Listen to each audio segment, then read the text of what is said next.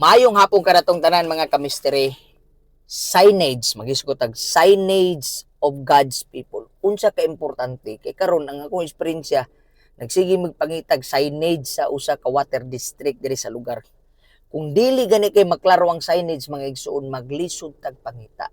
Karon na nga tong pangutana, unsa man ang signage sa mga katawhan sa Dios. Ang balaang kasulatan mga kaigsuonan diha sa Revelation chapter 12 verse 17, naghatag og signage ang Dios sa iyang makatawhan.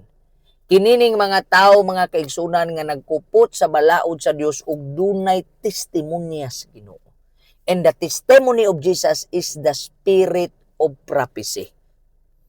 Importante kaayo nga dapat ang atong pagpangalagad na agyud siya signage. Kay kung walay signage sa spirito stagna, walay signage sa keeping the commandments according to Revelation chapter 12 verse 17, kanang ato ang giapilan nga pundok mga kaigsunan, lisod kaayo ng pangitaon sa Dios. Mo bitaw nang niingon ang atong Ginoo mga kaigsunan, ang iyang mga karnero makadungog sa iyang tingog, and the voice of the Lord is the signage of God's people.